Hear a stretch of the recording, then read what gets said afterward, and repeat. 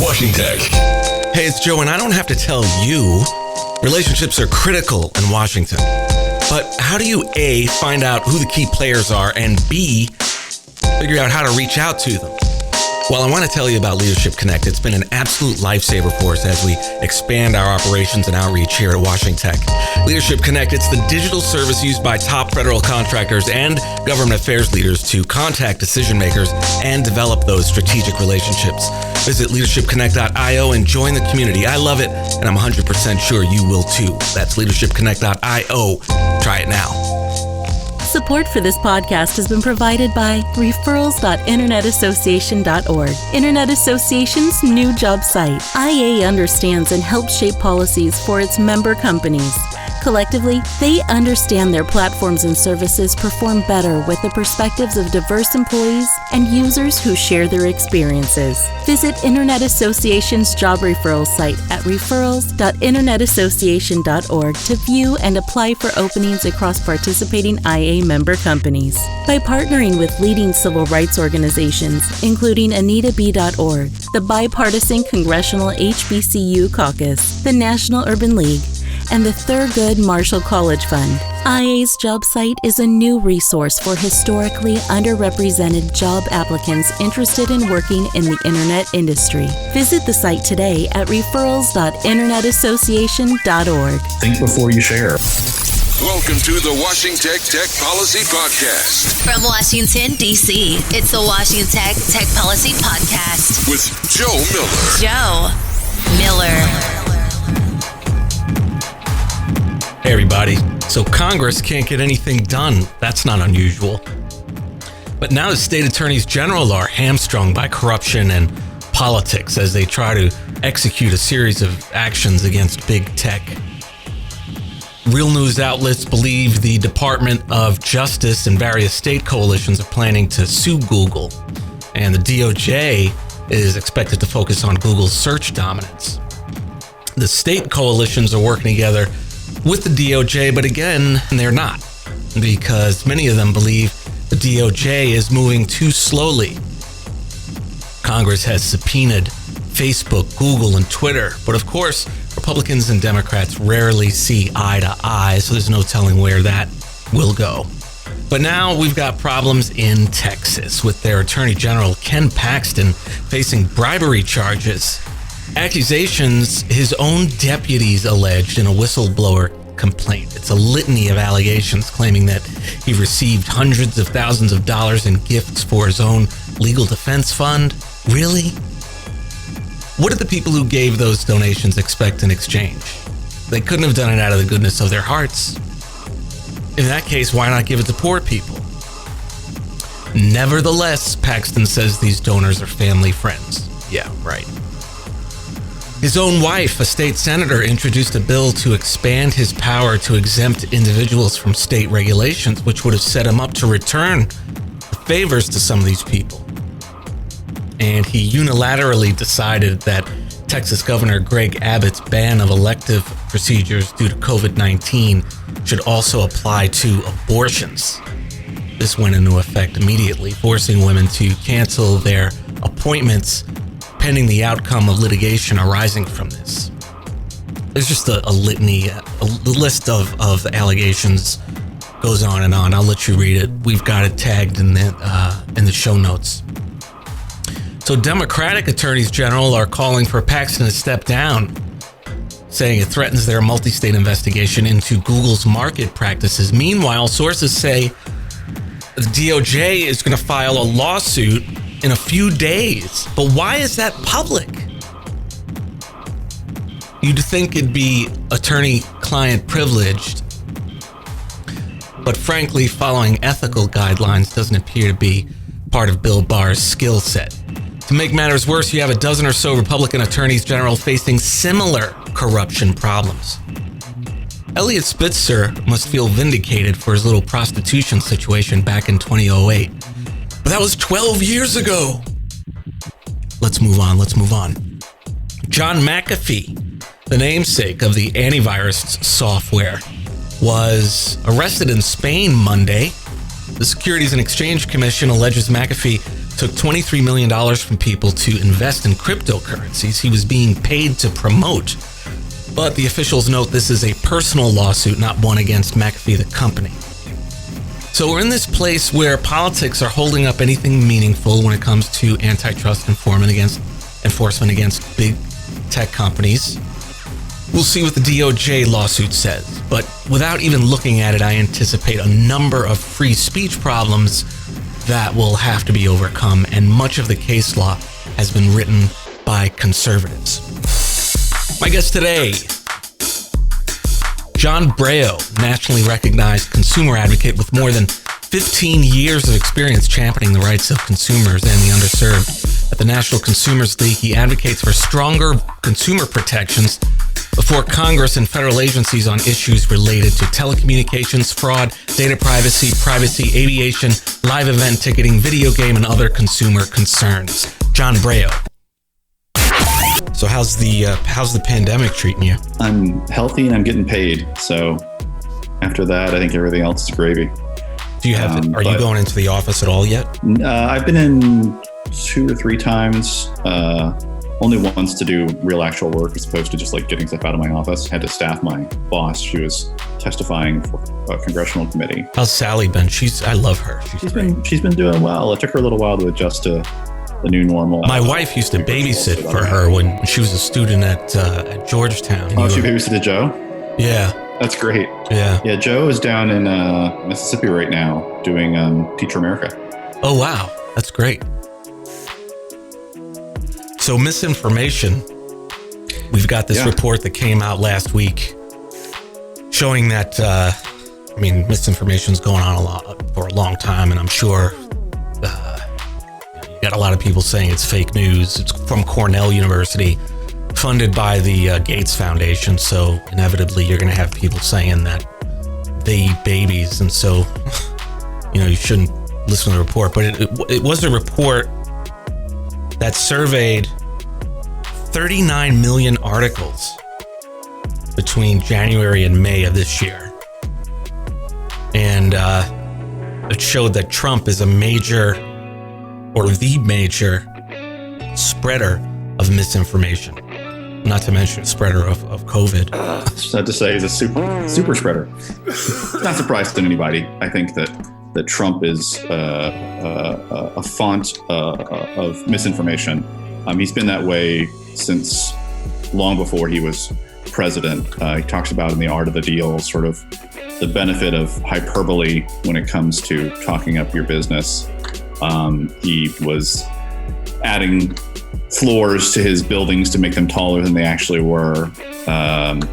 So that's not a surprise. I think the difference is that he's the president and he's got the biggest megaphone in the country. And his remarks are believed verbatim by tens of millions of Americans.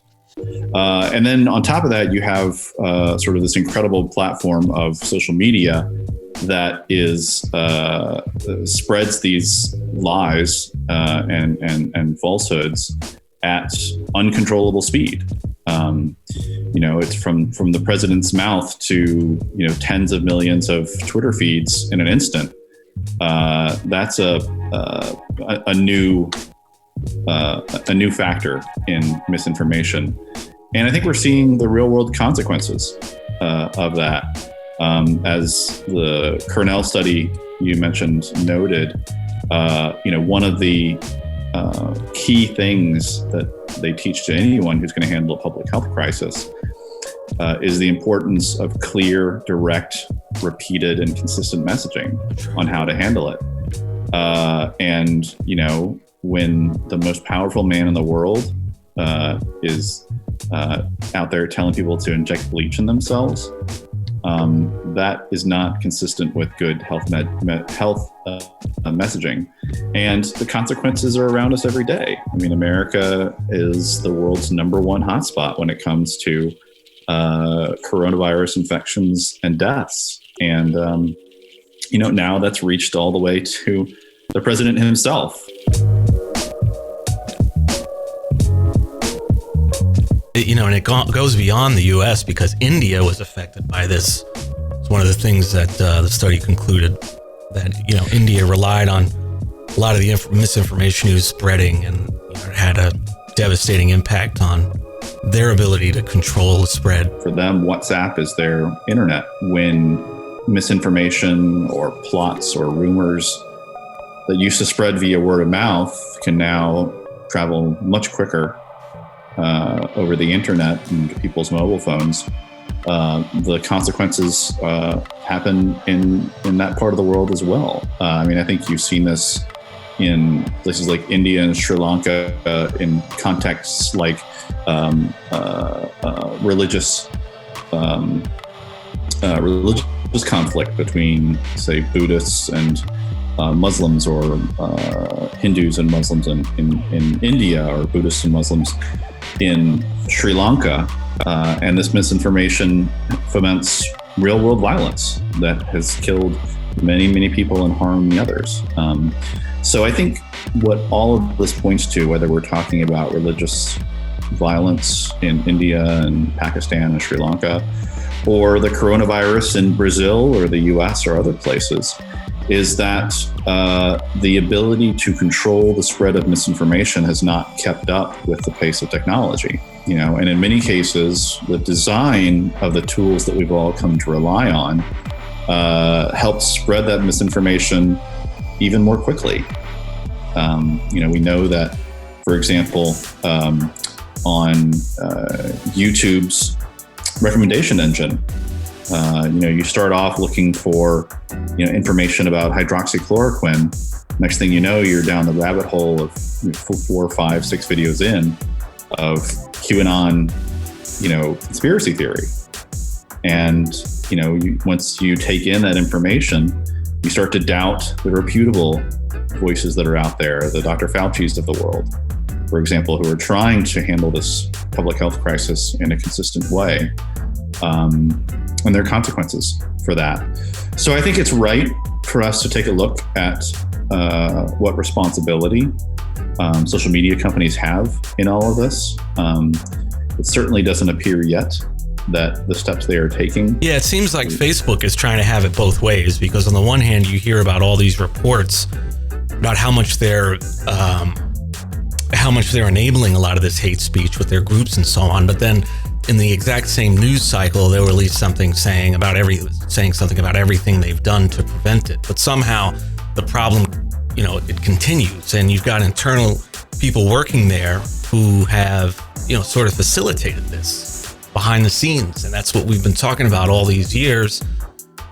AI was developing at the time, and we didn't have tangible evidence to really discuss it in specific detail. But now we're seeing that this is really, sort of a subset of algorithmic bias. Because if you don't have the right controls in place to begin with, or you have people inside who subscribe to some of these, who knows how many people they have working there who follow QAnon, that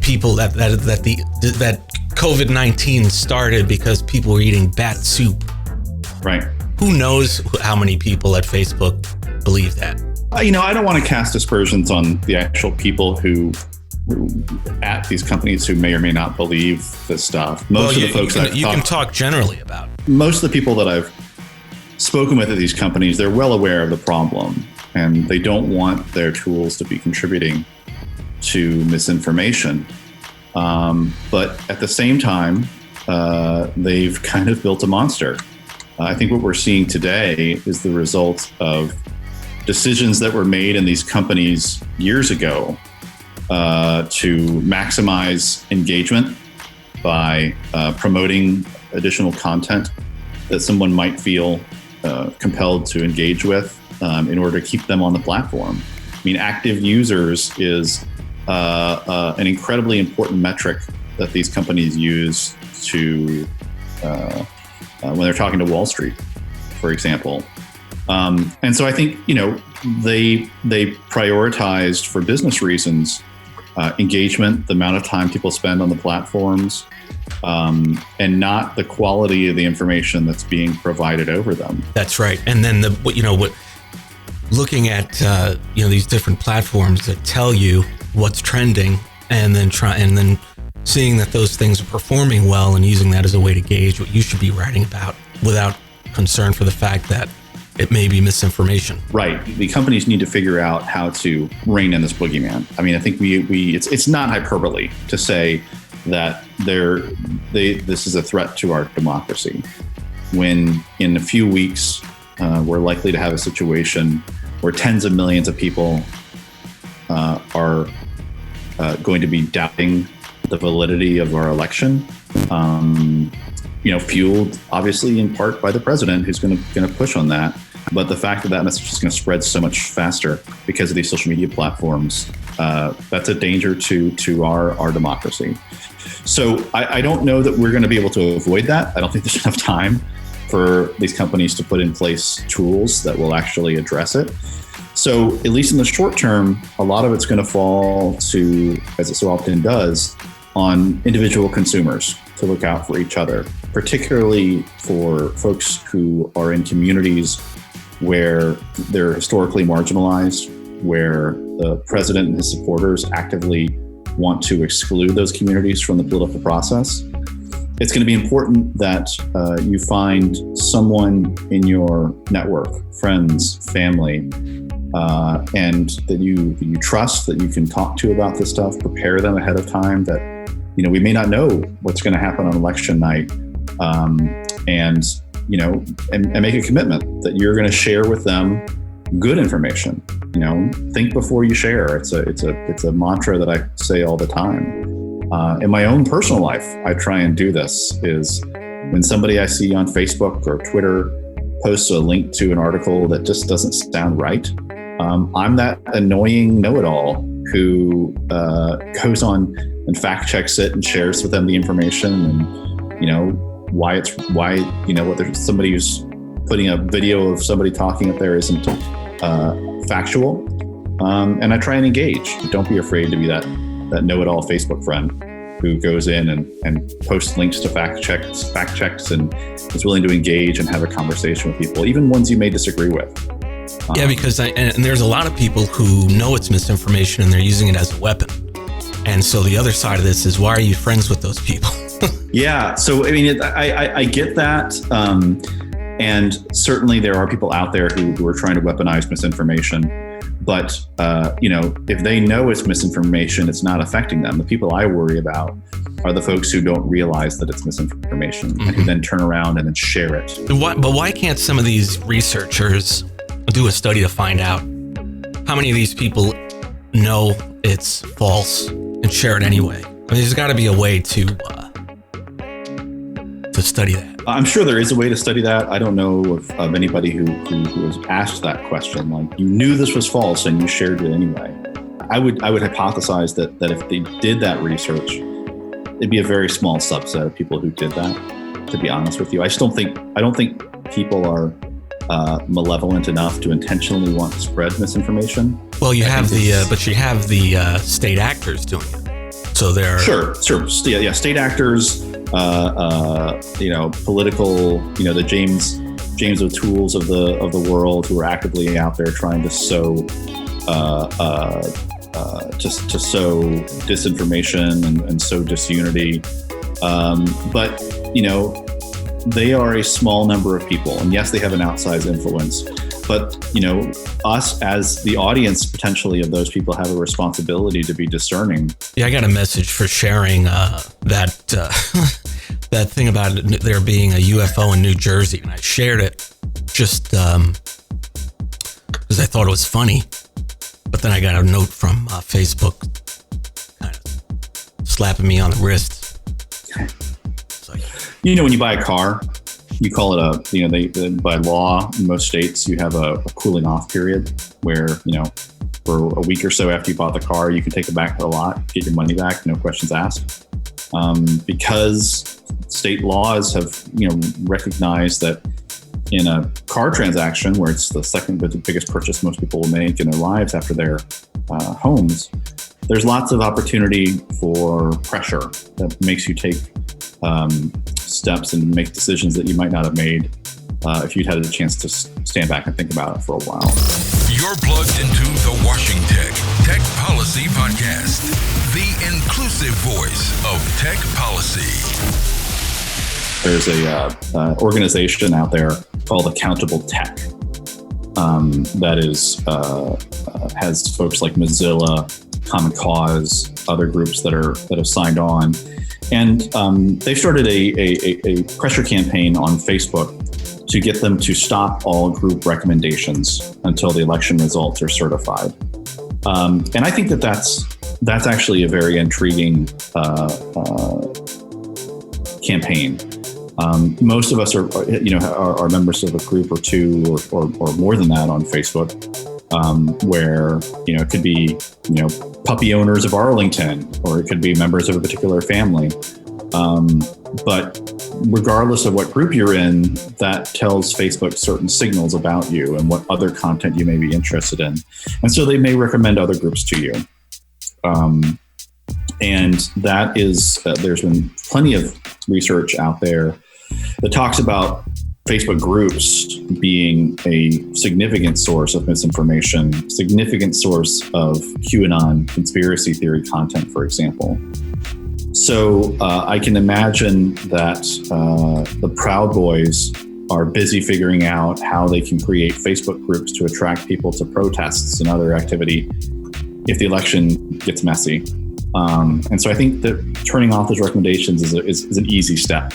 Or even some of their own apps that they've developed now. I can't forget the name. I can't remember the name of it. Right. The one they've been using. And it's not just webs. It's not just these platforms either. I mean, you have either. Do you say either or either? I guess I'd say either.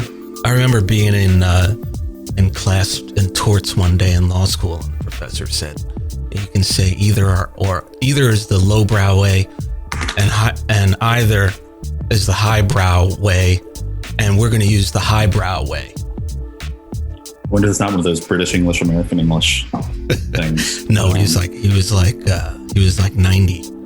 But it's newspapers doing this too.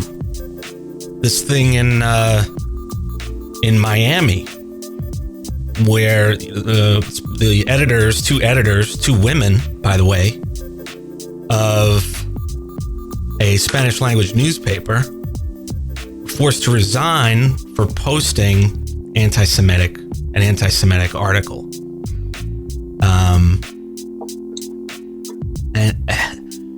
John, I just feel like everything's a mess. If you're going to call yourself a journalist, I think you need to hold yourself to a higher standard. Yeah, I mean, they published an article saying Jews support thieves and arsonists. What did they say? That Jewish people support thieves and arsonists. I mean, that's outrageous if it's the editors themselves, particularly if you're a small paper who's just trying to attract eyeballs to keep your lights on and pay your employees. Times are tough for them, and I'm sure there's an incentive to not invest as much as you should in making sure that the information you're putting out there is reputable.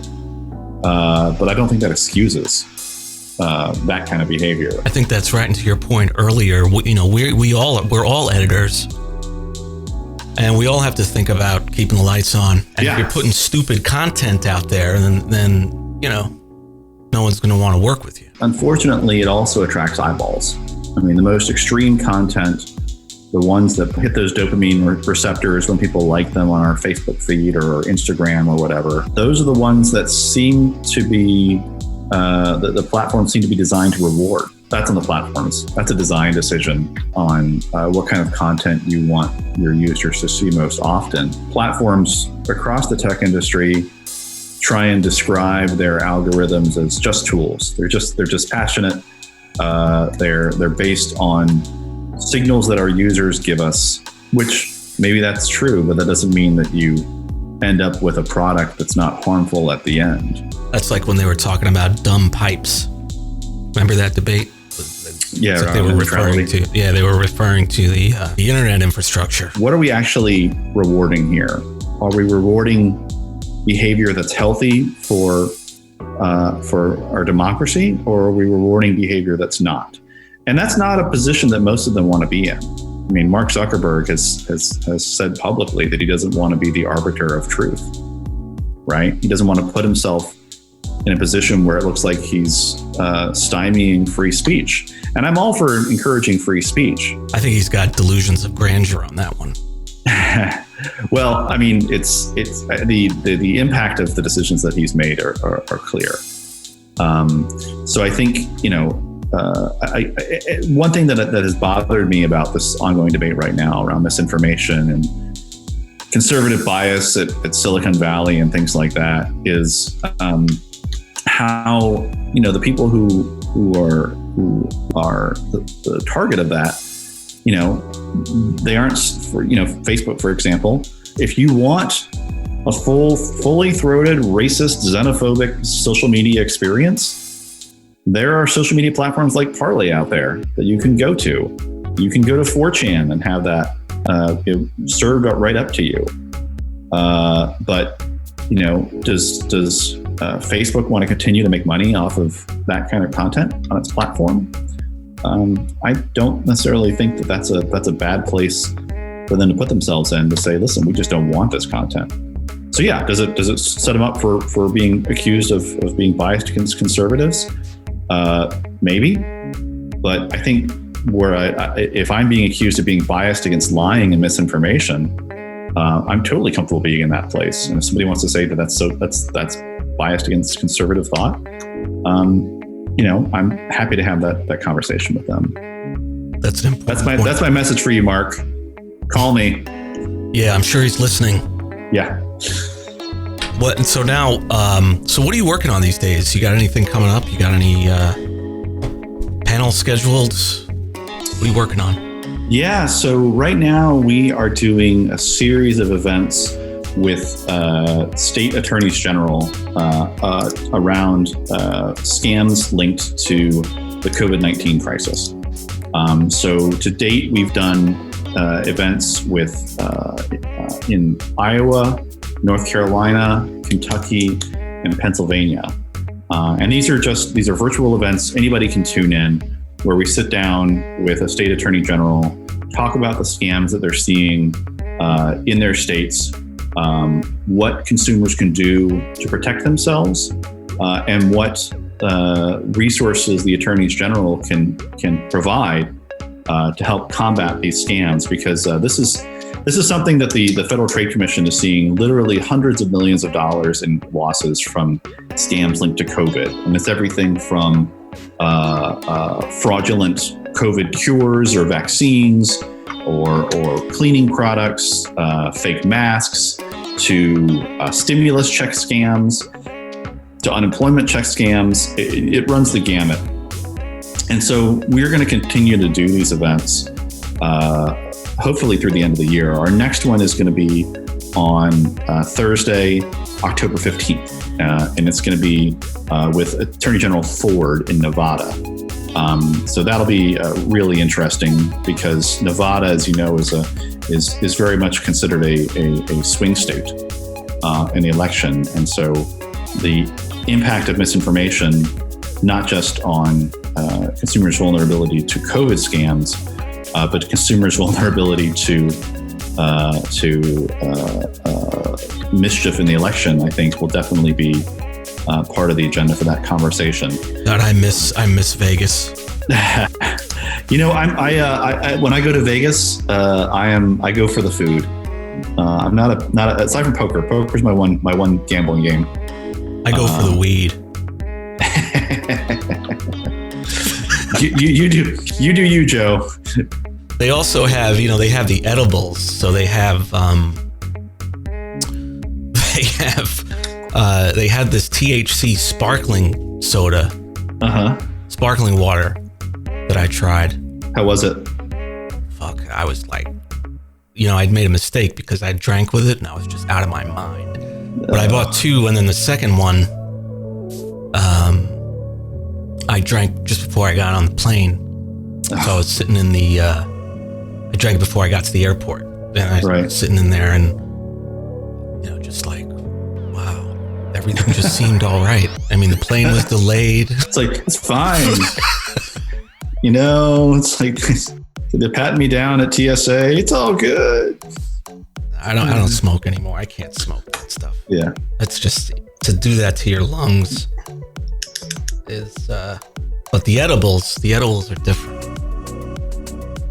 John Breyault, VP Public Policy, Telecommunications and Fraud. And then he's on Twitter. Yeah, it's at Jamming Econo. There we go. Because he plays the guitar. You guys can't see this, but he's got a guitar behind him. Is that a mic stand? Yeah, it's a mic stand, and I've got a little acoustic electric over there too, so I can hook it up and do play, looping and things like that. So it's fun. It's my little toy. That's great. I just bought a keyboard myself. I bought a Yamaha keyboard. Thanks for joining me. Oh, my pleasure.